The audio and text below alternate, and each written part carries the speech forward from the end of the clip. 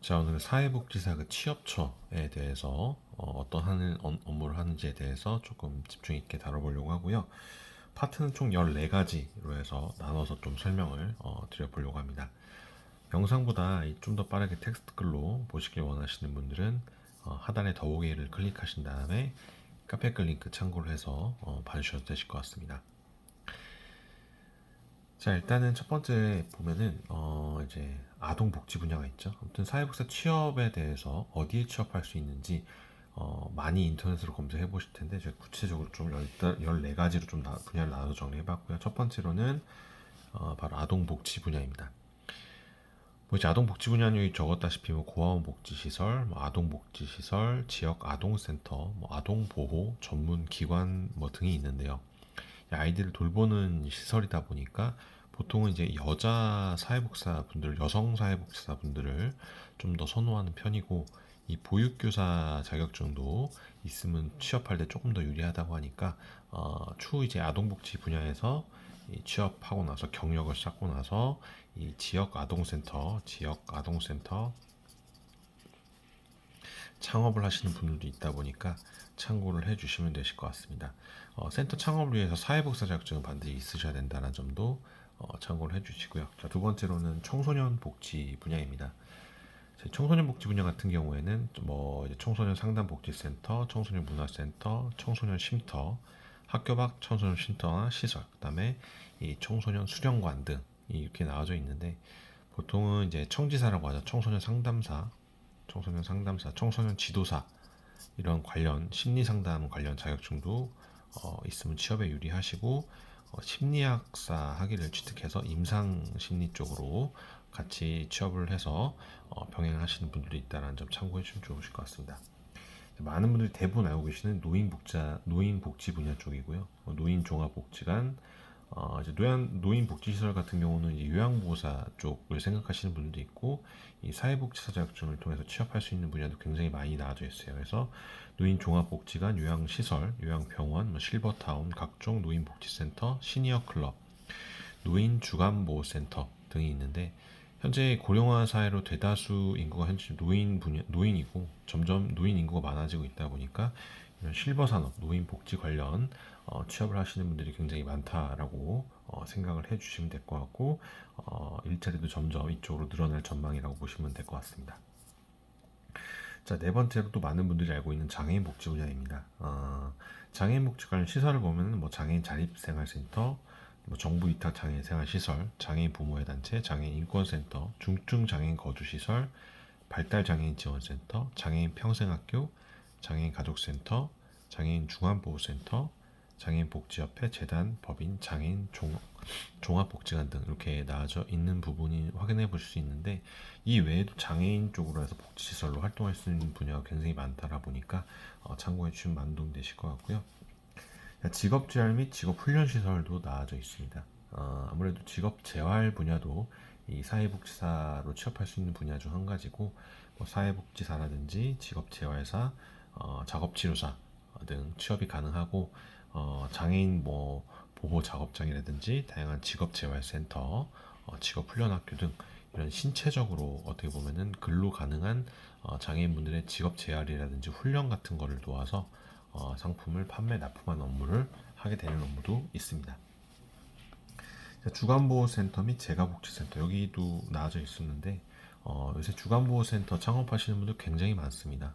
지역마다 이 주간보호센터라든지 이 재가복지센터가 점점 늘어나고 있고, 노인 인구가 아무래도 많다 보니까 아직까지도 굉장히 부족하다라고 합니다. 그래서 창업하시는 분들도 많고, 뭐 사회복사 있는 분들도 당연히 주간보호센터나 재가복지센터 취업 할 수 있고, 보통 여기서 일하시는 분들은 운전 면허가 소지를 하고 있어야지 좀 더 유리하다라고 하니까 참고해 주시면 되실 것 같고요. 자, 일곱 번째로는 정신보건 분야가 있습니다. 이 정신건강복지센터나 중독재활시설, 정신병원, 정신질환 재활시설 등 이 정신 관련 센터에서 기초조사나 가족 지원 등 업무를 해서 이런 행정에 필요한 업무들을 사회복사분들이 담당을 하게 되고, 뭐 임상심리사라든지 정신건강사회복지사 같은 자격증이 추가적으로 있다라고 하면은 좀 더 다양하고 전문적인 업무를 할 수 있다라고 하니까 정신, 건강, 사회복지사, 아까 좀 전에 말씀드린 임상, 심리사 이런 자격증들도 추가적으로 취득해 놓으시면 좋으실 것 같습니다. 자, 또 사회복지 공무원도 당연히 공무원 시험에 합격하면은 사회복지 자격증 필수적으로 있으셔야 되니까 공무원 준비하시는 분들도 사회복지는 필수고요.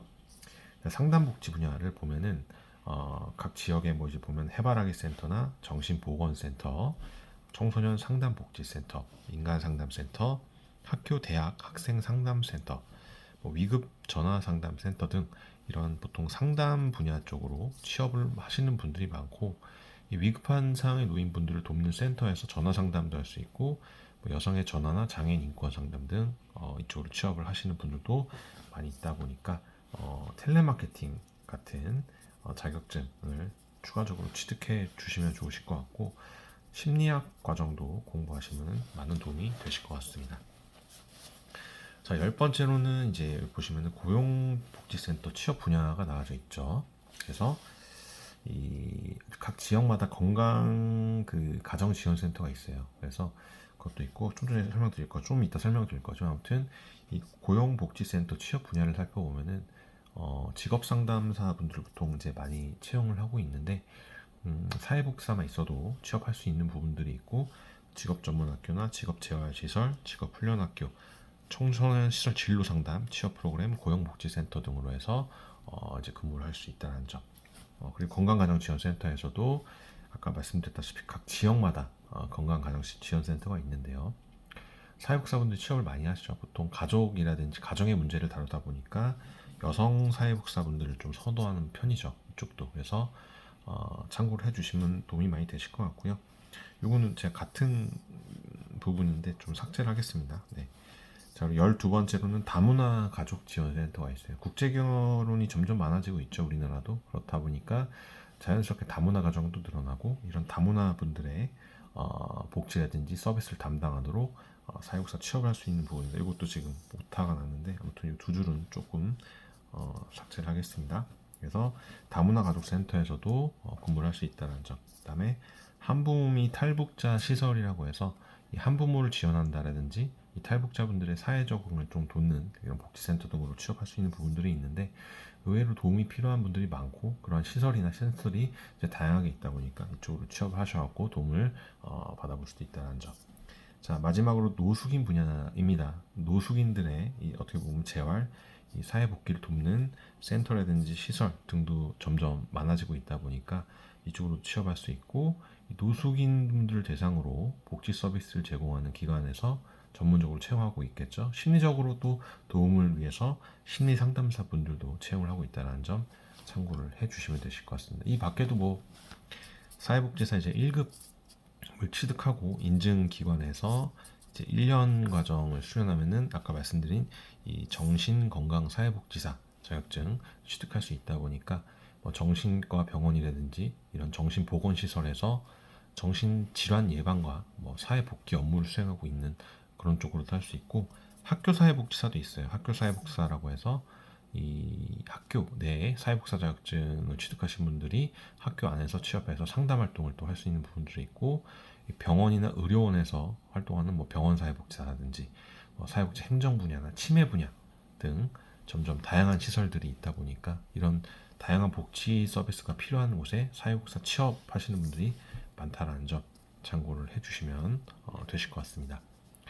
자, 오늘 설명드린 부분 14가지에 대해서 좀 설명드렸고, 다음 시간에 또 비슷한 내용을 또 업로드 해드릴 겁니다. 사회복사 관련된 쪽으로 집중적으로 좀 이렇게 영상 촬영을 해보고 있고요.